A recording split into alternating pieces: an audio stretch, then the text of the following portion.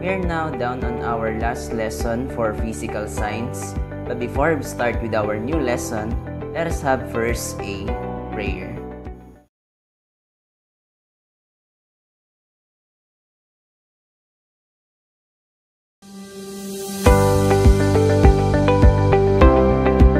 Good day, grade 11 students. We are now down on our last lesson for physical science. But before we start with our very last lesson for this subject, let us do first a recap of what we have studied in our last lesson. In our last lesson, you have learned that light can behave as a wave or a particle. But before that, different scientists have made their stand that light is only a wave and that light is only a particle. But thanks to modernization, the answer has been given to us, and that is that light can behave as either wave or a particle. Now, we are going to discuss another part of optics, and it is all about various light phenomena. For this lesson, you will learn the following objectives. First objective is all about differentiate dispersion, scattering, diffraction, and interference. And number 2, explain various phenomena, light phenomena. We have your reflection on concave and convex mirror looks different. Second, the mirage. Third, light from a red laser passes more easily through red cellophane than in green cellophane. Then next, clothing of certain colors appear different when in artificial light or under sunlight. Halos, sundogs, primary rainbows, secondary rainbows, and supernumerary rainbows or bows. White clouds are usually white and rain clouds dark. And why the sky is blue and the sunset are reddish. So, di ba, napakadami natin itatakil ngayon. Pero lahat yan, siguro napaisip nga din kayo na dati nyo pang tinatanong kung paano nga ba nangyayari yung iba't ibang mga light phenomena na nabanggit dito sa ating lesson objectives. And ngayon nga is matutunan nyo na siya para sa susunod ay madali nyo nang may explain kung sakaling may makita kayong nagtatanong paong tungkol sa mga various light phenomena na ito. So, roses are red, violets are blue. Sabi nga, di ba? And also, sunsets are red, morning sky is blue. Each time we wake up, vivid colors of the earth are seen by our eyes. The beauty of nature are exhibited by various light phenomena, which is the focus of what you are going to learn in this lesson. This will be the wrapping part of the physical science, and I hope you will have fun learning and at the same time appreciate the beauty given us by our God.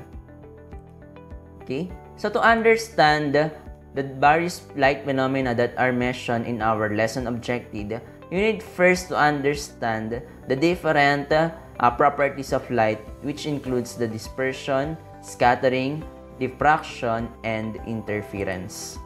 Let us start with dispersion. Okay, so what can you see on the image?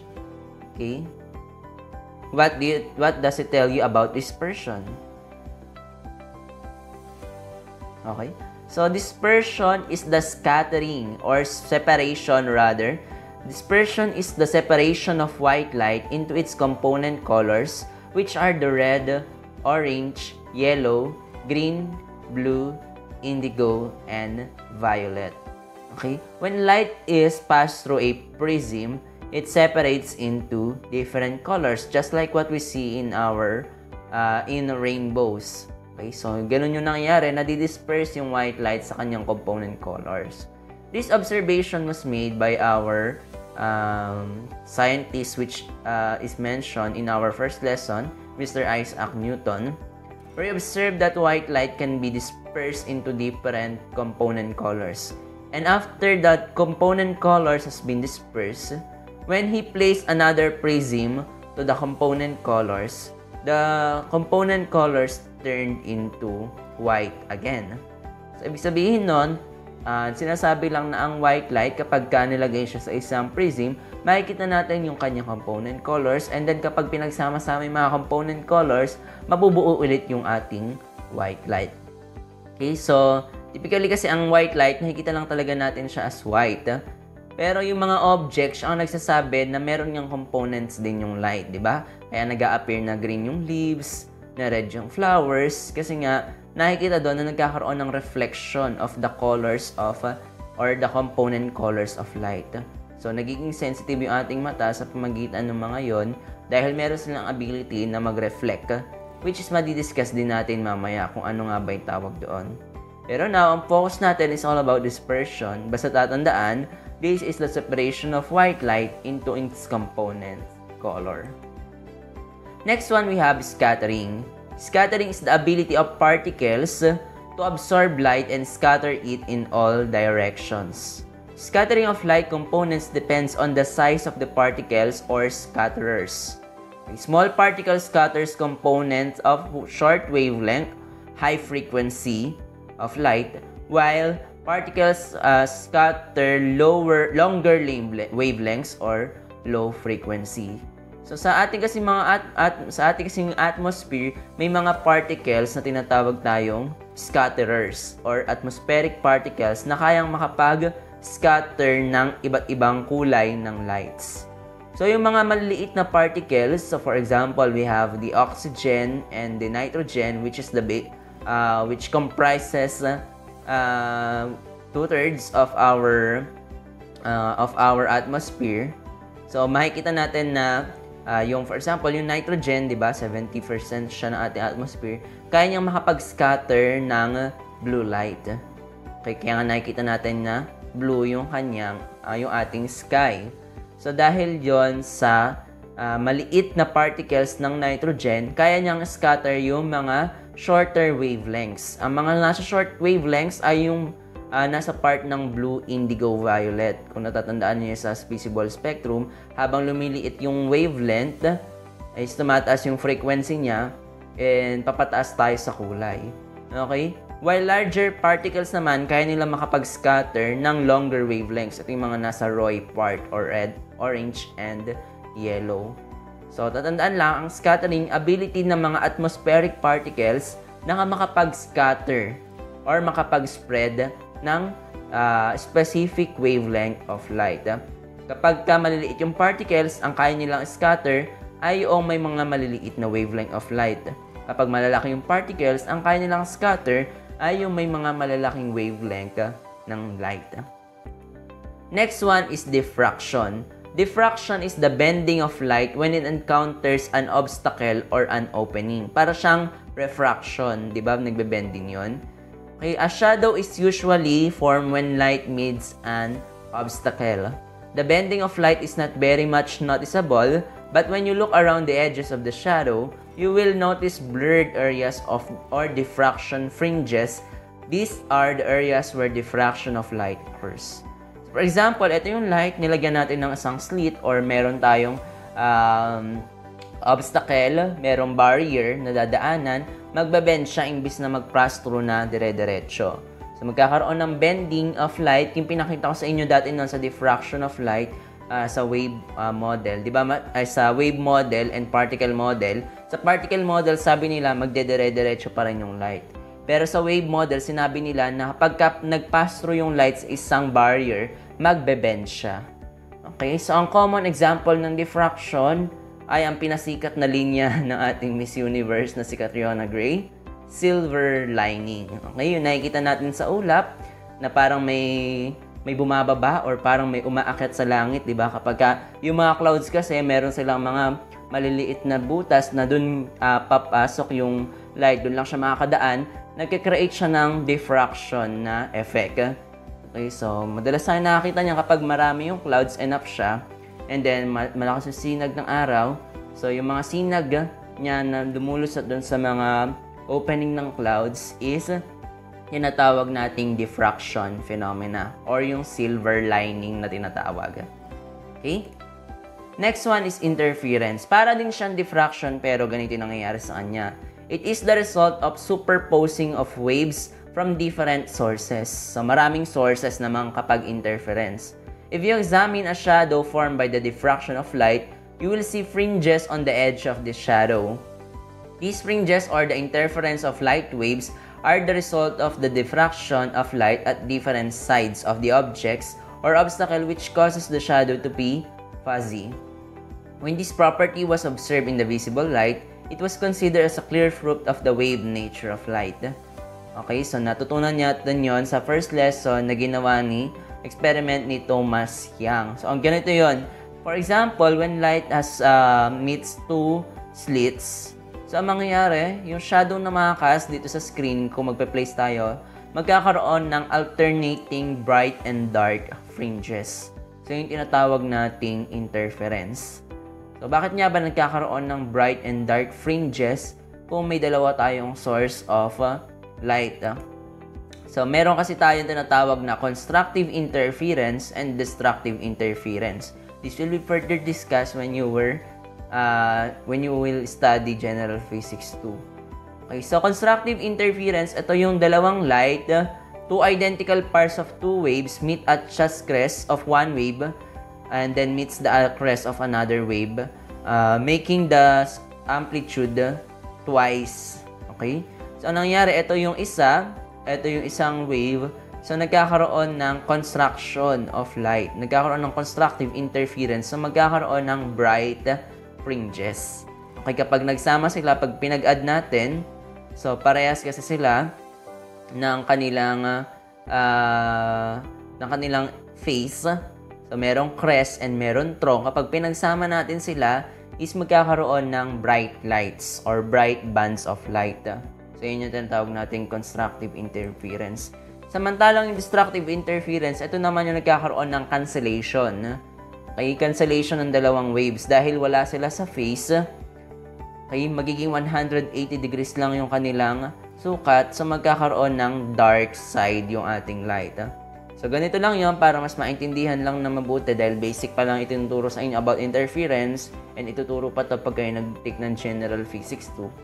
Kapag ang light ay dumaan sa dalawang slits, ang shadow na makakasa kanila ay may bright and dark fringes. Yung bright fringes ay tinatawag nating constructive interference dahil nagpo-form sila ng isang single wave. Okay? Or nag-add up sila. Kapag naman destructive interference dahil out of phase sila, nagkakaroon ng cancellation. So, there will be dark fringes of light. Alternating yun meron dark, merong bright, dark, bright. Okay? So, ganun yung nangyayari sa destructive interference. Okay, so, ngayon, give it a try if you want to try how interference work.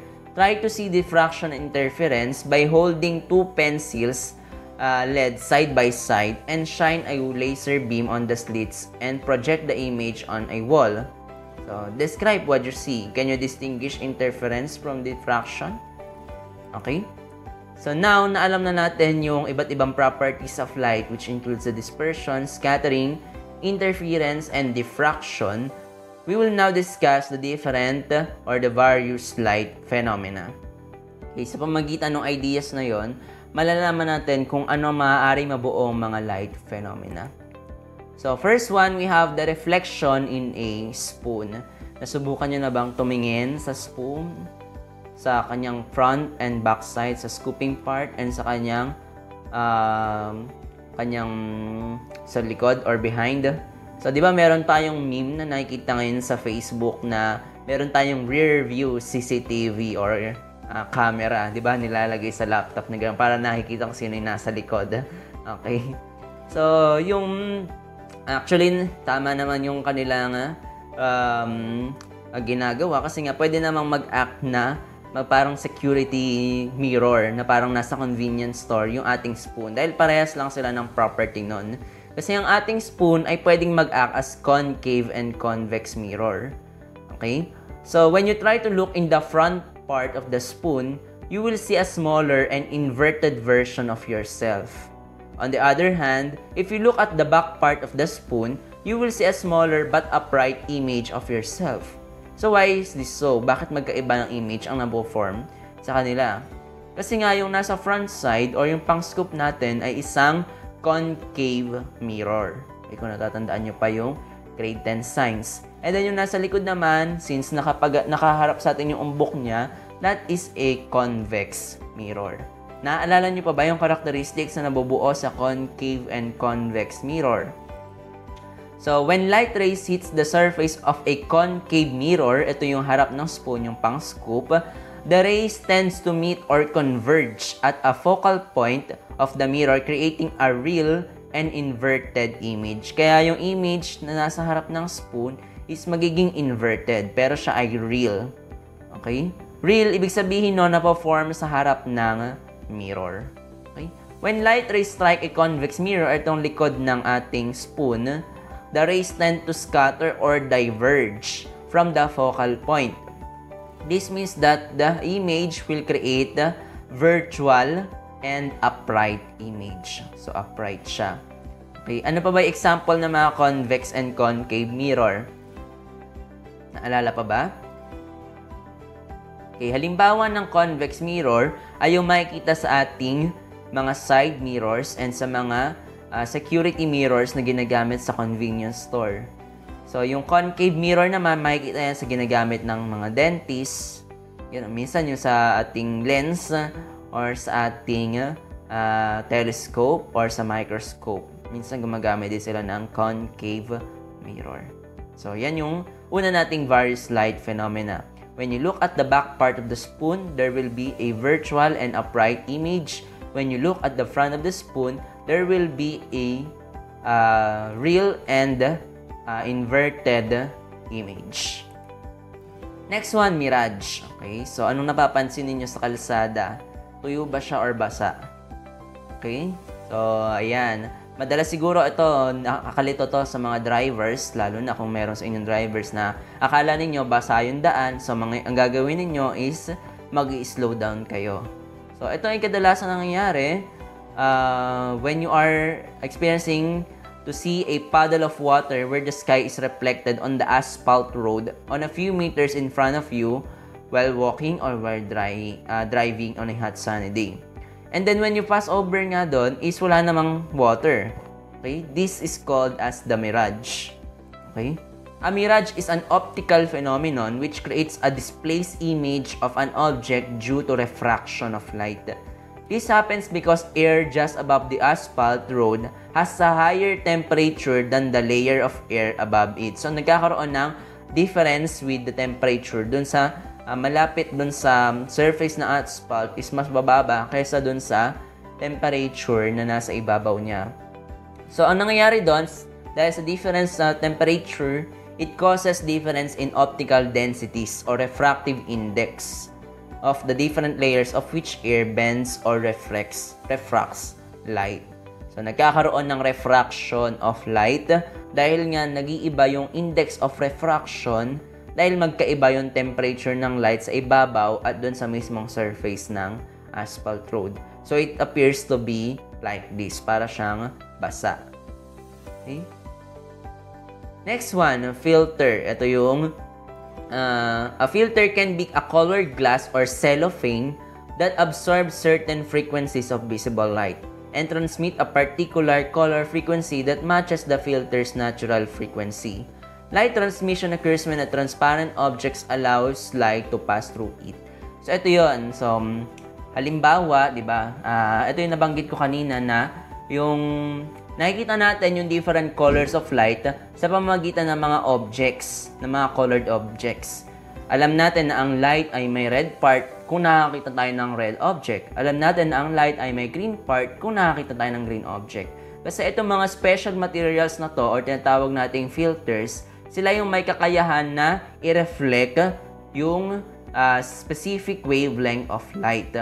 So, halimbawa nga yan yung cellophane. So, pag nagtapat tayo ng white light sa cellophane, ano yung mapoproduce na light dun sa back of the cellophane? There will be a green light. Okay? Kung green yung kulay ng cellophane. Kung red yung kulay ng cellophane, red yung mapoproduce na light. Kasi nga, kaya niyang i-reflect yung wavelength ng light na yon. Okay, halimbawa din yan, di ba? Kapag may tumamang colors, pag may tumamang light sa ating damit, for example, yellow or red na damit yan, and then subukan mong tumabi sa isang pader, makikita mo na parang nagre-reflect yung kulay ng damit mo doon sa may pader. So that is also the phenomena called as the filter. So when light hits a blue glass, the glass will absorb all the color frequencies except blue. So ganun yung nangyayari doon. So di ba ang visible light, meron siyang 7 colors. So kapag tumama siya sa isang colored blue glass, ang makikita lang natin ay blue. Excuse me? Dahil lahat ng colors ay ma-absorb except sa blue, dahil iyon ay nagiging filter. Okay? Okay, sorry for that. I ran out of breath. Okay, just a while. And so I have to pause the video.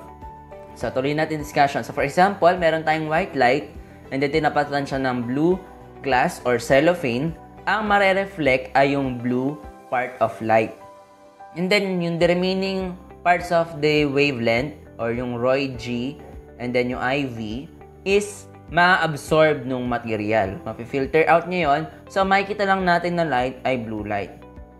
Pero kapag tinapatan natin siya ng red object, yung blue light na to ay magiging black na. Kasi walang pang-absorb yung red object, ay walang pang-reflect, hindi kayang i-reflect ng red object yung blue light na galing dito sa blue glass or blue cellophane na yan.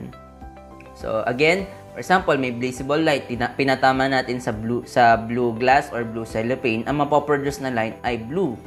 Okay? Ngayon, kapag tinapatan pa natin siya ng isang object na hindi kamukha ng kulay, hindi na mare-reflect yung blue. Okay? Magiging black na yon kasi hindi natin makikita yung color dahil nga na-absorb na dito yung red, wala nang ire-reflect na red dito dahil blue na lang yung natira. Okay? So, example, when a red laser hits a red cellophane, the cellophane will transmit red because their frequencies match. And then, yung iba, i-absorb nyo lang.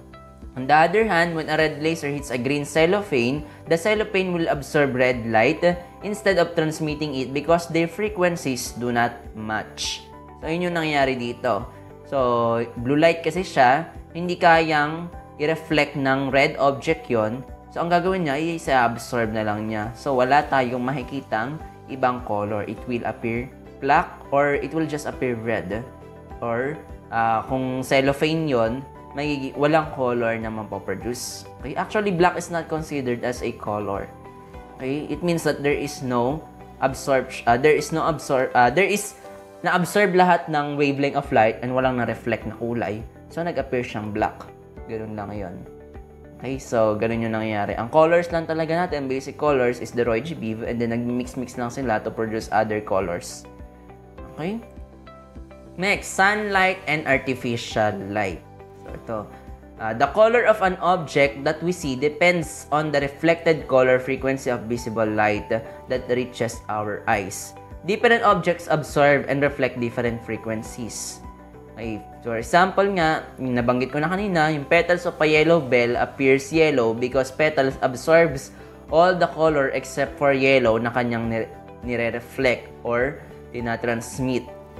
Okay, ganoon din sa sunflower, nag-appear siya as yellow kasi ang yellow yung kanyang inire-reflect para makita ng ating eyes and then the remaining colors are absorbed. Okay?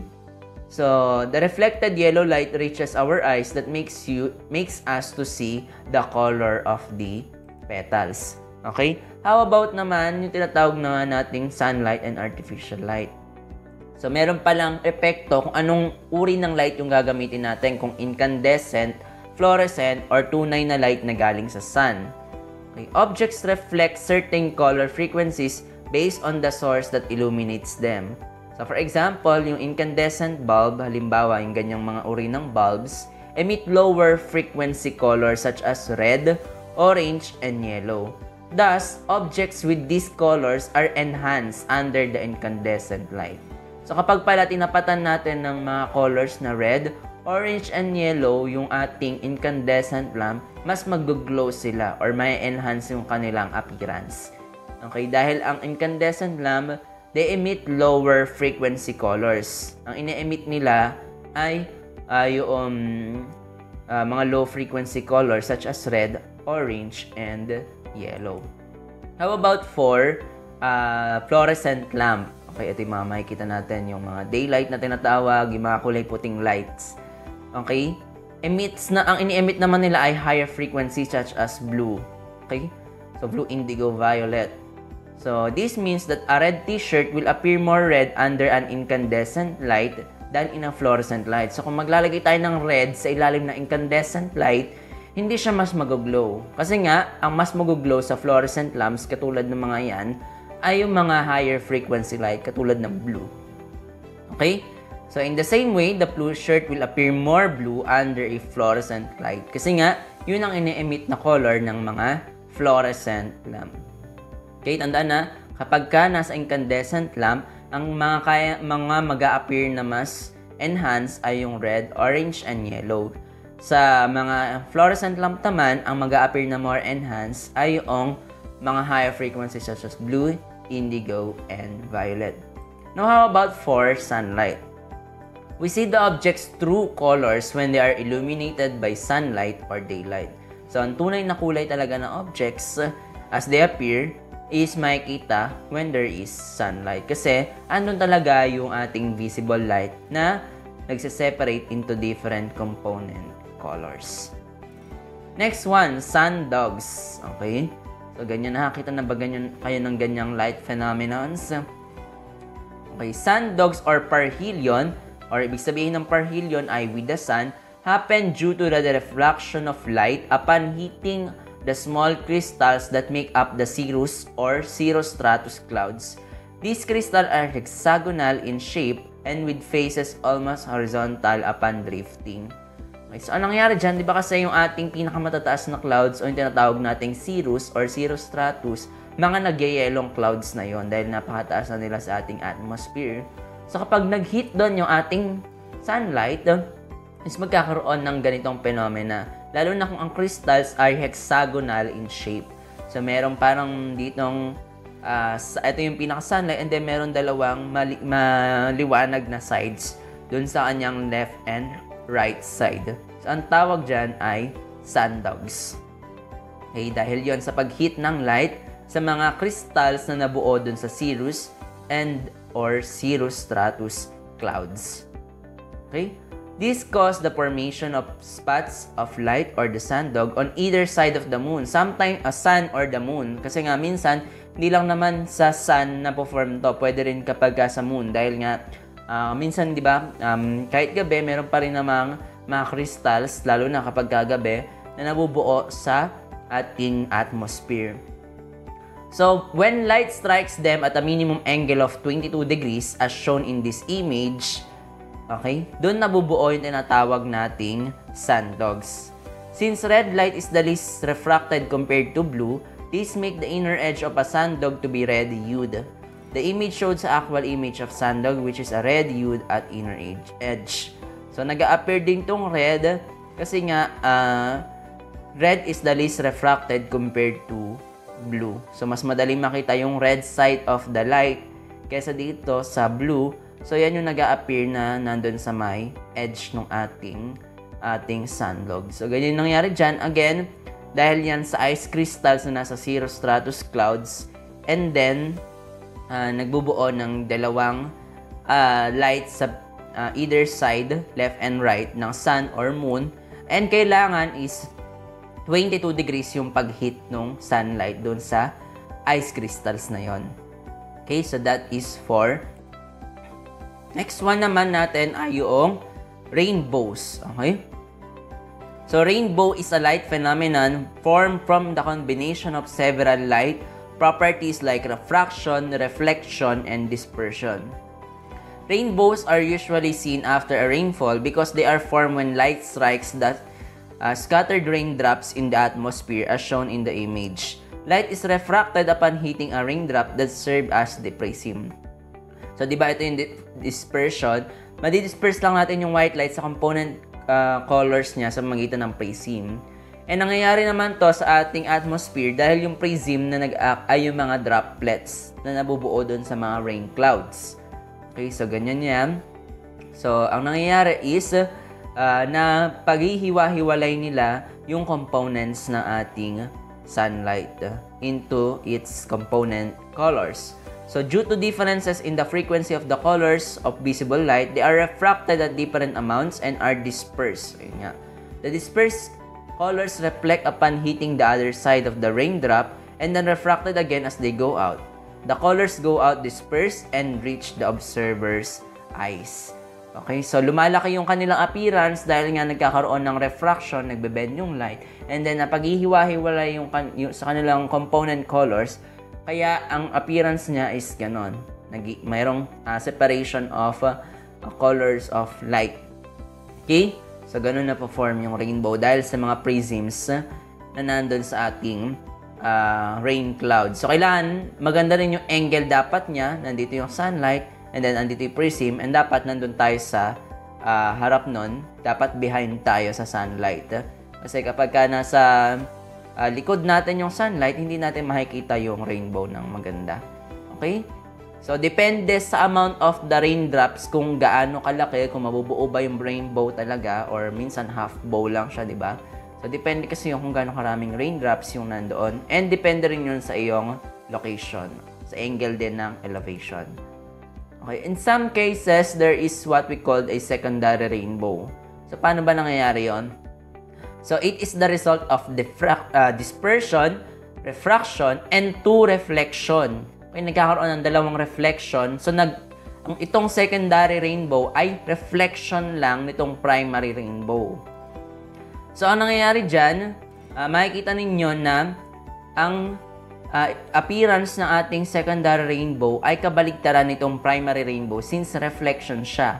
Okay, imbes na red, orange, yellow, green, blue, indigo, violet yung makikita, ang kanya ay violet, indigo, blue, green, yellow, orange, red. Pabaligtad kasi nga reflection siya nung naunang rainbow.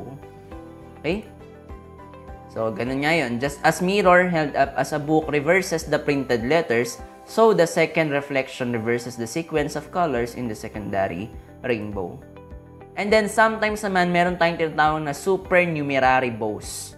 Okay? Minsan pa nga, sabay-sabay silang tatlo. May primary bow, may secondary bow, and then may mga, ito, zoom in image noon. Meron tayong mga supernumerary bow. Okay? Hindi ibig sabihin na supernumerary bow, maraming arcs na puro ganito na red, orange, yellow, blue, indigo, violet.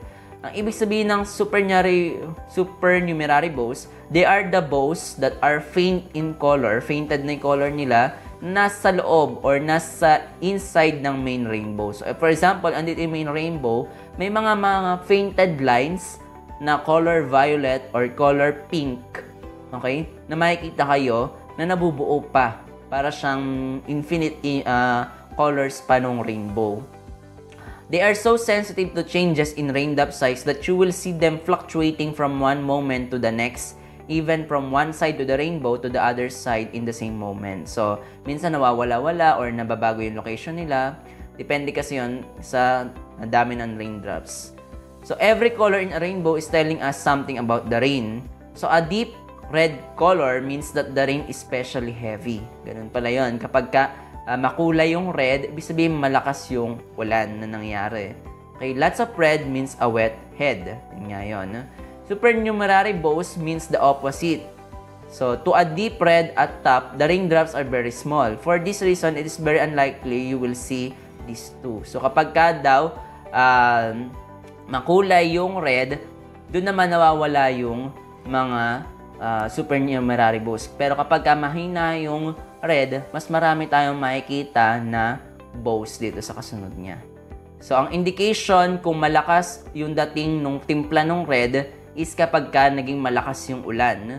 Kapag hindi ganun kalakas yung naging ulan, is hindi ganun kakulay yung red. And mas maraming supernumerary bows na makikita. Okay? So, ganun yung nangyayari doon.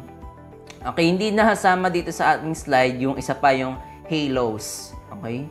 Yung halos, ito yung pabilog naman. Para siyang sundogs. Kaya na kasi sundogs sa either side.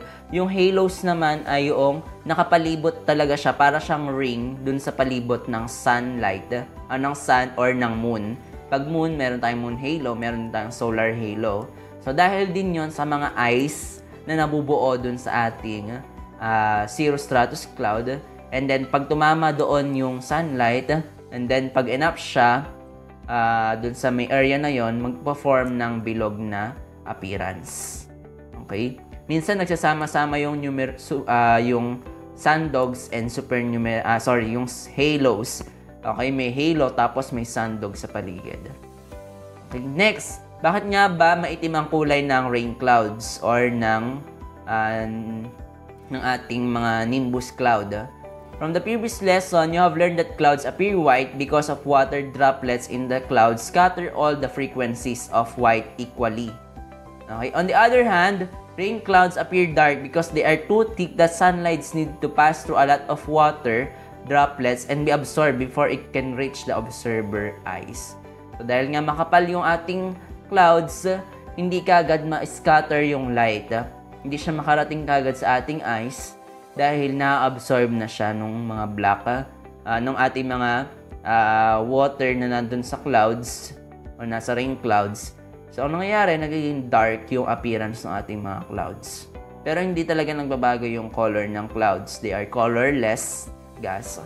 Dahil lang yun sa na-scatter na light. Okay, bakit naman blue ang ating sky and red ang sunset? Our atmosphere is composed of tiny particles that scatter the color components of white light. The atmosphere has an abundance in nitrogen and oxygen particles. So nabanggit ko na sa inyo kanina, which can scatter higher frequency components of white light, which is they scatter the violet the most, followed by blue, green, and so on. This selective scattering is called as the Rayleigh scattering. So our eyes are more sensitive to blue frequencies of light, which is why we see the sky as blue. Okay? So ganun nga, yung scattering, di ba, sabi sa inyo, yung mga particles, kaya nilang makapag-spread ng mga colors of light. So halimbawa nga niyan, yung nitrogen and oxygen na nasa ating atmosphere. Since maliliit yung particles nila, ang kaya nilang spread ay yung may maliliit na wavelengths or yung may matataas na frequency, which is the violet and the blue and so on. Kaya lang kasi hindi naman natin makikita ang violet yung ating sky, ang mas makikita natin yung blue dahil ang eyes natin ay mas sensitive sa blue component of light. So nakikita natin na nag-a-appear as blue yung ating sky. And additional lang, yung ating dagat, hindi siya blue, ano? Okay? So, alam niyo naman siguro yon, nagiging blue lang siya dahil sa kulay ng ating atmosphere. Okay? So, kapag kagabi, wala siyang kulay. So, kapag maganda yung reflection nung light niya dun sa ating atmosphere, so nag-a-appear na blue yung ating sea or ocean. So, in a similar way, bakit naman nagiging red na kapag hapon or kapag umaga yung ating sky, red to orange? Sunsets or sunrise appear red or orange because sunlight travels a great distance as it reaches the horizon and encounters more atmospheric particles, scattering higher frequencies of light until only the red light is left. So dahil nga malayo na yung light dun sa ating atmosphere, bumababa na siya or lumalayo na siya, nai-scatter na agad yung mga light na kulay blue. So, ang natitira na lang na dumarating sa atin ay color red. Kasi yun na lang yung hindi nai-scatter. Okay? So, mas marami kasing particles na yung kanyang pagdadaanan pa na may spread na yung blue doon bago pa makarating sa ating eyes. So, ang nakakarating na lang sa atin ay red light. Okay? So, yun yung dahilan kung bakit tayo may blue sky and may reddish sunsets. So to sum up what you have learned for this lesson, dispersion is the separation of white light into its 7 component colors. Okay? Light scattering naman, ability of particles to spread or absorb light and scatter it in all directions. Diffraction naman yung nagbe-bend yung light kapag nagkakross siya sa isang obstacle or an opening. Interference naman, nagkakaroon ng pagpapatong yung light waves. With that, nagkakaroon ng constructive or bright parts of light or destructive kapag nagka-cancel out sila, nagkakaroon ng dark fringes of light. Halos are light phenomena which are formed when light passes through clouds and strike the ice crystals in them. Halos are bright ring which can be colored or just plain white light formed around the sun or the moon. Okay, so next one we have sundogs, yun naman yung spots of light that forms on the either sides of the sun. Okay? So, next one, we have the rainbow, usually seen after a rain shower and with a shine shining. Primary rainbow is formed when light hits a raindrop refracted, and single reflection happens inside the raindrop. Then, secondary rainbow naman kapag nagkakaroon ng double reflection of light. So, nagkakaroon ng reversal of appearance ng ating secondary rainbows. While the supernumerary bows form when light strikes small raindrops with almost the same size, and it forms bands of green, pink, and purple colors found inside the primary rainbows, which are fainted colors. Okay, the front of the spoon or the curves inward represent a concave mirror which produces a what type of image? It produces real and inverted image, while this back side of our spoon produces a virtual and upright image because it acts like a convex mirror. A mirage is an optical phenomenon which creates a displaced image of an object due to refraction of light, and when the temperature above and on the surface of the, for example, Asper's road is different, magpo-form siya ng phenomena na yan. A filter absorbs certain frequencies of light and then reflects kung ano yung kaya niyang i-reflect. So, kapag match sila, is magre-reflect. Pag hindi, mawawala yung kulay. Okay? Light transmission occurs when a transparent object allows light to pass through it. Okay? Objects reflect certain color frequencies based on the source that illuminates them. So, example, if this is an artificial light, kapag incandescent, mas makikita natin mag-glow yung red, orange, and yellow. Kapag fluorescent light, ang mag-glow ay blue, indigo, at violet. Kapag naman natural sunlight, makikita natin yung true colors of the object. So, rain clouds appear dark because they are too thick for the light to pass through. Okay, yung atin namang sky ay blue because the nitrogen and oxygen scatter violet and blue wavelengths of light, and for which our eyes are sensitive to blue, kaya yung mas prominent na nakikita natin. Sunsets appear red naman dahil na-scatter na yung wavelengths of light bago pa sila makarating sa atin dahil sa distance ng ating sun. So, ang natitira na lang na hindi na-disperse ay yung mga shorter frequencies or longer wavelengths, yung red or orange. Okay, so kung gusto nyo pa matuto about this lesson, lalo na sa physics about rainbow, you can open the file on your flash drive. So, let's check how you understand this lesson. Very interesting to, although napakahaba niya. Answer activity 3 on the assessment sheets. Do not also forget to answer the values integration on your learning packet. So from the lessons you learned, you will realize that light can produce not only bright but a dark side. Give a scenario in your life or in current events or news happening right